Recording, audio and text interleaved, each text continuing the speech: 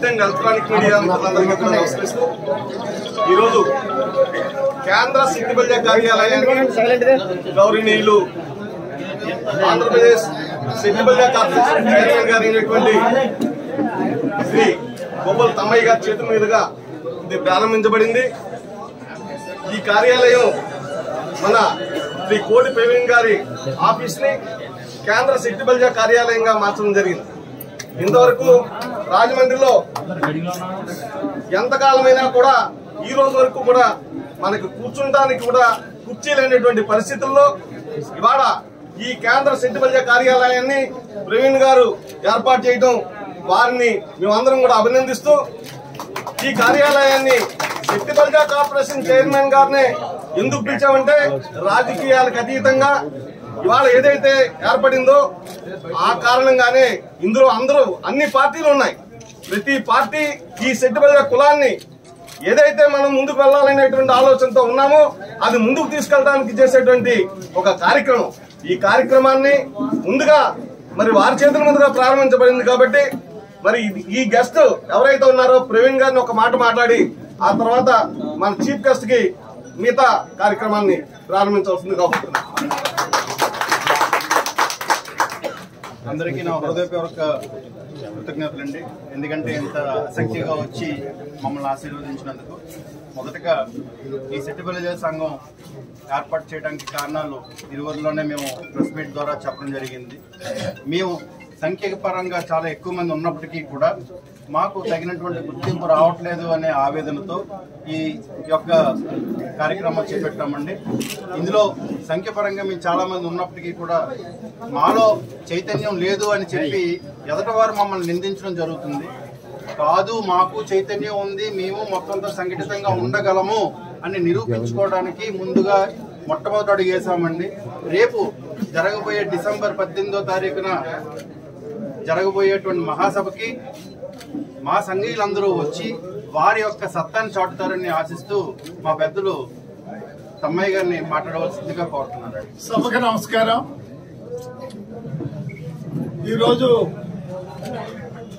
పవిత్రమైనటువంటి గోదావరి తీరాన కొన్ని వేల సంవత్సరాల చరిత్ర కలిగినటువంటి ఈ రాజమహేంద్ర వర్గంలో ఈ రోజున ఇక్కడ చాలా మంది మిత్రులు రాజకీయ చైతన్యాన్ని తీసుకురావాలన్న ముఖ్య ఉద్దేశంతో సిట్ బల్జా కేంద్ర కార్యాలయాన్ని ఇక్కడ ప్రారంభిస్తాం.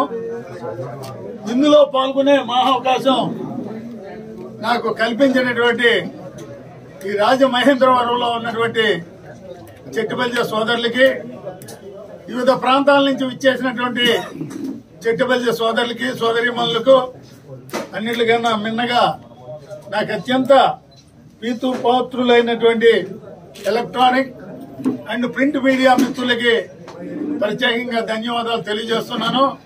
ఎందువల్లంటే ఎక్కడన్నా ప్రగతి గాని ప్రజాస్వామ్యం 10 కాలాల పాటు విజయవంతం చెందాలంటే పాత్రికేయ మిత్రుల యొక్క పాత్ర చాలా ఎక్కువ.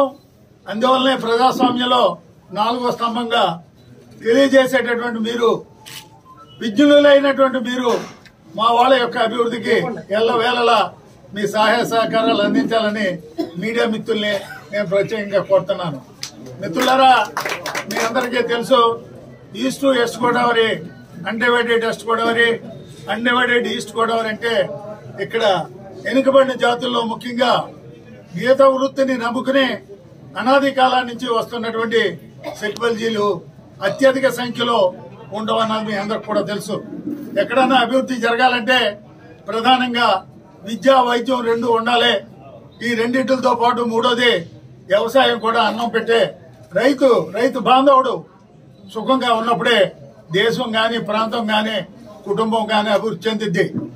మేము కూడా అనాది కాలం నుంచి కూడా ఈ సిట్ బల్జా పేరుని పెట్టి వీళ్ళు కూడా విద్యా రంగంలోనూ, వ్యాపార రంగంలోనూ, తమ వృత్తుల్లోనూ అత్యధిక స్థాయికి రావాలి అని ఎక్కడో బర్మాలో ఉద్యోగానికి వెళ్లి స్థిరపడి అనేక పదవులు చేసినటువంటి స్వర్గీయ దొమ్మేటి వెంకటరెడ్డి గారు 1924లో సిట్ బల్జా అన్నటువంటి పేరు పెట్టినటువంటి మహానాయకుడు దొమ్మేటి వెంకటరెడ్డి గారు. అలాంటి దొమ్మేడు వెంకటరెడ్డి గారు మరి అమలాపురం దగ్గర బాడ్ స్కూల్ నుంచి వెళ్లి బర్మా వెళ్తమే కాకుండా బర్మాలో అనేక వేల మందిని చదివించి ఇలాగ వస్తాం జరిగింది. కాబట్టి ఈ రోజు నేను గాని ప్రవీణ్ గారు గాని మరి ఇక్కడ ఉన్నటువంటి గంగాధర్ రావు గారు గాని ఇక్కడ ఉన్నటువంటి మిత్రులందరూ కూడా అందరూ కూడా ఒక్కసారి మేము సమాజానికి సేవ చేయాలంటే, మా జాతికి సేవ చేయాలంటే, మా పిల్లలంతా విద్యార్థులు కావాలంటే, మేము అనేక రంగాల్లో అభివృద్ధి చెందాలంటే విద్య చాలా అవసరం. అందువల్ల దీన్ని గుర్తించి ఈ రోజున ఇక్కడ ఇంత పవిత్రమైనటువంటి ఈ పట్టణంలో తన యొక్క ఆఫీసుని ఒక కేంద్ర కార్యాలయానికి ఇచ్చి మరి ఎంతో సేవ చేస్తున్నటువంటి ఏదిగిపోయి ఆశీనులైనటువంటి మిత్రులు కోడి ప్రవీణ్ గారు, ఈనాటి కార్యక్రమంలో ఏదిగిపోయి ఆశీనులైన పెద్దలు కడియాల వాసుబాబు గారు, శ్రీ వాసంశెట్టి గంగాధర్ గారు, శ్రీ అప్పారి జయప్రకాష్ గారు, శ్రీ పిన్నింటి ఏకబాబు గారు, కట్టా సత్యనారాయణ గారు, అనిల్ కన్నా ముత్తుల సాయి గారు పెద్దలు, అదే విధంగా రాజగోపాల్ గారు, ఇక్కడికి వచ్చినటువంటి ప్రతి సోదరికి పేరు పేరున నేను ప్రత్యేకంగా అభినందన తెలియజేస్తున్నాను. అనాది కాలం నుంచి కూడా ఎంతో జనాభా ఉండి ఆర్థికంగా వెనకబడటం వల్ల, సాంఘికంగా వెనకబడటం వల్ల మేము అట్టడుగు స్థాయిలో ఉన్నాం. ఈ రోజున మా పిల్లలు కూడా ప్రపంచం చాలా చిన్నదా ఉంది. ప్రపంచం అన్ని మూలలకు కూడా వెళ్లి చదువుకునే స్థాయి ఈ రోజున అందరికీ లభ్యం ఉంది. చదువు అందుబాటులోకి వచ్చింది. ప్రతి తండ్రి కూడా ఈ రోజున కష్టపడి తమ బిడ్డలు చదివిస్తున్నారు. ఆ బిడ్డలకే మేము సాంకేతికంగా గాని, ఆర్థికంగా గాని, రాజకీయంగా గాని అభివృద్ధి చేయాలంటే, వాళ్ళంతా పైకి రావాలంటే, జాతి అభివృద్ధి చేయాలంటే తప్పనిసరిగా అందరికీ కూడా ఒక షెల్టర్ అవసరం. రోడ్డు మీద నిలబడితే ఎవరికి ఏమి చెప్పలేం. అలాంటి షెల్టర్ ని, అలాంటి నివాసాన్ని ఇచ్చినటువంటి మరి మరొక్కసారి నేను మరి ప్రవీణ్ కి ప్రత్యేకంగా నా తరఫున ఇక్కడికి వచ్చిన సోదరులందరి తరఫున ప్రత్యేకమైన తెలియజేస్తున్నాను. స్వర్గీయ కడియాల కామేశ్వరరావు గారు, కోడి కామేశ్వరరావు గారు ఎంతో సేవ చేశారు సమాజానికి. అలాగే ఆయన కుమారుడు కూడా ఈ రోజున ముందుకు వచ్చి మరి మనందరికి కూడా ఎంతో సేవ చేయాలన్నట్టు ముఖ్య ఉద్దేశంతో ధన కార్యాలయాన్ని కేంద్ర కార్యాలయంగా కన్వర్ట్ చేస్తాకి ఈ రోజున వస్తాం. మనం అంతా ఇంతమంది మీట్ అవుతాం అన్నది మీ అందరికి కూడా తెలుసు. చాలా దేశాల్లో మీకు తెలుసు జనాభా ప్రాతిపదికపైనే రాజకీయ ప్రాతినిధ్యం లభిస్తూ ఉంటది. జర్మనీ దేశం వెళ్ళినా, ఇంకో దేశం వెళ్ళినా అక్కడ ప్రాతినిధ్యం ఎలా ఉంటది అంటే ఆ ప్రజల యొక్క ఓటర్ సంఖ్యను బట్టి అక్కడ ప్రాతినిధ్యం ఉంటది. మరి ఎక్కువ జనాభా కలిగినటువంటి ఈ ప్రాంతంలో ఏమిటాయంటే ఈ రోజున సముచితమైన న్యాయం లేదు. ఇది ఎవరికీ వ్యతిరేకమైంది కాదు. జాతిని అభివృద్ధి చేసుకుంటాకి, మా పిల్లల్ని అభివృద్ధి చేసుకుంటాకి, మా సమాజాన్ని ముందుకు తీసుకెళ్తాకి ఈ గీత కార్మిక వృత్తిని మరి నమ్మినటువంటి వాళ్ళు ఇంకా కూడా అందులో ముందు కొనసాగుతాకి ఎన్నిటికన్నా మిన్నగా జాతికి అవసరమైనటువంటి విద్యలో మా బిడ్డలను చదివించి తమ యొక్క కుటుంబానికి, తమ యొక్క జాతికి, తమ యొక్క రాష్ట్రానికి, తమ యొక్క దేశానికి సేవ చేయాలన్న ముఖ్య ఉద్దేశంతో దీనికి వచ్చాం. మిత్రులారా, నేను ప్రిన్సిపల్ గా పనిచేశాను 27 సంవత్సరాలు. ఆంధ్రప్రదేశ్ కళా పరిషత్తులో ఎఫెక్స్ బాడీ అంటే పాలక మండలిలో 10 సంవత్సరాలు పనిచేశాను. కానీ అక్కడ ఏ రోజున కూడా ఏ పిల్లవాడైనా కుల మతాలకు అతీతంగా, అన్నింటికి అతీతంగా ఆ పిల్లలందరినీ చూశాను. అందువల్ల అక్కడ ఈ వెనుకబడిన జాతుల్లో అనేక కులాల నుంచి వచ్చేవారు. వాళ్ళు ఎలా చదువుకోవాలో, ఏం చేయాలో నాకు తెలుసు.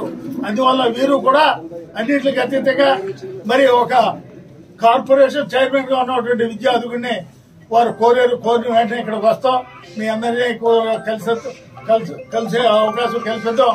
నాకు చాలా ఆనందంగా ఉంది. అందువల్ల నేను కోరేది ఏమిటంటే దీనికి ఏ విధంగానూ మీరు కూడా అనుచితమైనటువంటి బాధ్యత చెప్పకుండా మా జాతిని అభివృద్ధి చేసుకుంటాకి, నా కుటుంబాన్ని ఎలాగైతే అభివృద్ధి చేసుకుంటాకి నేను కంకణం కట్టుకుంటానో, ప్రిన్సిపల్ గా ఉండగా నా విద్యార్థులు ఎంత గొప్ప వాళ్ళు కావాలని కోరుకున్నాను. అలాగే నా ఇద్దరు కొడుకుల్ని ఆ విధంగానూ పెంచాను. అలాగే నా జాతి బిడ్డలు కూడా పెరగాలంటే మా జాతి అంతా కూడా ఒక చోట కూర్చుని అందరూ కూడా సమన్వయంగా కూర్చుని మా యొక్క యోగక్షేమాల్ని, మా యొక్క కష్టాలని, మా యొక్క సుఖాలని పంచుకోవాలంటే ప్రతి షెల్టర్ కావాలి. సాయంత్రం ఏదైనా బాధ వస్తే తల్లి ఉంటుంది, తండ్రి ఉంటాడు, బిడ్డలు చెప్పుకుంటారు. బిడ్డలు వినకపోతే తల్లిదండ్రులు చెప్తారు. కాబట్టి నేను అందరినీ కోరేది ఏమిటంటే జాతి అభివృద్ధి చెందాలంటే ఒక సంఖ్యాపరంగానే మనం రాలేం. ముందుగా మన బిడ్డలు చదివించండి, విద్యార్థులు చేయండి. ఎవరైతే బిడ్డలు చదువుకుంటారో అలాంటి ప్రాంతంలో తక్కువ సంఖ్య ఉన్న వాళ్ళు సామాజికంగా అభివృద్ధి చెందుతారు. సామాజికంగా అభివృద్ధి చెందితే ఆర్థికంగా వెళ్తాం. ఆర్థికంగా వెళ్తే రాజకీయంగా ఎదుగుతాం. ఒక్క చిన్న ఉదాహరణ చెప్తాను మీకు. మెడ్రాస్ నుంచి ధరంపూర్ వరకు కూడా అన్డివైడెడ్ మెడ్రాస్ స్టేట్ లో ఒక సామాజిక వర్గం ఇప్పుడు కూడా 4% దాటలే. ఇంకొక సామాజిక వర్గం 20% ఉంది. వాళ్ళు ఆర్థికంగా ఉండేవారు, వాళ్ళు ఉద్యోగాల్లో ఎక్కువ ఉండేవారు, కానీ వాళ్ళు కాపాడుకోలేకపోయారు. ఈ 3-4% ఉన్న వాళ్ళు ముఖ్యంగా కృష్ణా, గుంటూరు, ప్రకాశం, చిత్తూరు ఈ ప్రాంతంలో ఉన్నటువంటి 4% వాళ్ళ పిల్లల గురించి పొలాలు కూడా అమ్మించి వాళ్ళు చదివిస్తే వాళ్ళ పరిస్థితి జగన్మోహన్ రెడ్డి అధికారంలోకి వచ్చి ముందు కూడా ఈ దేశంలో ఈ రాష్ట్రంలో ముఖ్యంగా వ్యవసాయం వాళ్ళ చేతుల్లో ఉంది, ఇండస్ట్రీ వాళ్ళ చేతుల్లో ఉంది, ఎడ్యుకేషన్ వాళ్ళ చేతుల్లో ఉంది, మరి ఆరోగ్యం వాళ్ళ చేతుల్లో ఉంది. అన్ని కూడా వాళ్ళ చేతుల్లోనే ఉన్నాయి. కానీ ఎందువల్ల సాధ్యం ఉందంటే ఆడపిల్లను కూడా కన్యాకుమారి నుంచి కాశ్మీర్ వరకు కూడా వాళ్ళు అమ్మి పంపి చదివించేవారు. ఒక తమ్మాయి ఇక్కడ ఉన్నాడు అంటే, ఒక జయప్రకాష్ ఇక్కడ ఉన్నాడు అంటే ఈ స్టేజ్ మీద ప్రవీణ్ గారు కానీ, సాయి గారు కానీ, పెద్దలంతా మరి వాసం చెట్టు వారు కానీ, వీరు కానీ ఉన్నారంటే ప్రధానమైన కారణం ఏమిటంటే విద్య అవసరం. ఈ విద్యా రంగంలో మా పిల్లలు చదివిస్తాకే మాకున్నటువంటి జనాభా ప్రాతిపదికన మాకు రావాల్సినటువంటి ఓటాన్ని మేము కోరుకుంటాకే అనేక అవకాశాలు కలుగుతాయి. కాబట్టి మిత్రులారా, సోదరులారా, పాత్రికేయ మిత్రులారా, ప్రత్యేకంగా మీరంతా కూడా మాకు సహాయ సహకారాలు అందించి మా జాతి అభివృద్ధికి మేమే కాదు మీలాంటి పెద్దలందరూ కూడా మీ సహకారం కూడా అందిస్తే మా జాతి ఇంకా ముందుకెళ్లి సమాజానికి, సంఘానికి, దేశానికి కూడా సేవ చేసే అవకాశం ఉంటుంది.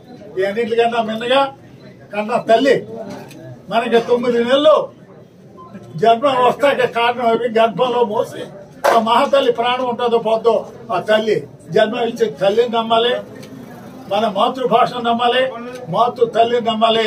నవీన సమాజంలో అన్నిటికన్నా సామాజిక దృక్పథం కావాలి. ప్రజల అభివృద్ధి చెందాలి అంటే తమిళనాడులో నాయర్ కమ్యూనిటీ కానివ్వండి, లేక కేరళకి వెళ్ళినట్టయితే మళ్ళీ అలా అనేక కమ్యూనిటీలు కానివ్వండి, వాళ్ళ అనేక విద్యా సంస్థల్ని ఇలాంటి సంస్థల్ని ఏర్పాటు చేసి ఆ సంస్థల ద్వారా కేరళ, తమిళనాడులో ఈ కళ్ళు తీసుకునే సామాజిక వర్గం అభివృద్ధి చెందింది. అలాగే ఇక్కడ కూడా అభివృద్ధి చెందాలి. అనాది కాలం నుంచి కూడా ఈ 2 జిల్లాల్లో చాలా వరకు చైతన్యం ఉంది, విద్య ఉంది. అయినప్పటికీ ఈ మధ్య మా పిల్లలు కూడా బాగా చదువుతున్నారు. కాబట్టి రాబో కాలంలో న్యాయాన్ని సమర్థించండి, అన్యాయాన్ని మీరంతా కూడా విమర్శించండి. అందులో అనుమానం ఏమీ లేదు. మేము తప్పు చేస్తే మీరు తప్పు అని చెప్పండి, మేము మంచి చేస్తే ఇది మంచి, వీళ్ళకి సముచితమైన న్యాయం చేకూరాలని చెప్పేటువంటి మహాభాగ్యం, బాధ్యత అన్నింటికన్నా ముందుగా ఈ 4th ఎస్టేట్ మీద ఉందని కోరుతూ ఈ సదావకాశం కల్పించిన మీ అందరికీ నా ప్రత్యేకమైన ధన్యవాదాలు. ఇప్పుడు వాళ్ళ ఆత్మగౌరవం భంగం కలిగిందని సపడతారు, దాని గురించి పెంచుకుంటాం. ప్రతి ఒక్కరికి ఆత్మగౌరవం ఉంటుంది, తగ్గలేదు మా వాళ్ళది ఎక్కడ తగ్గలేదు. తగ్గలేదండి, తగ్గడానికి ప్రయత్నం చేస్తారండి. ఉన్నదాన్ని పెంచడానికి తప్ప కుటుంబంలో ఆత్మగౌరవం కావాలా, ఆత్మవిశ్వాసం కావాలా. నీకు లేకపోయినా నాకు లేకపోయినా మనం సమాజం ముందు ఉండలేం. అర్థం కాలేదా? ఒక పత్రికా విలేకరుగా ఈ ఆత్మగౌరవం లేకపోతే చేయలేం.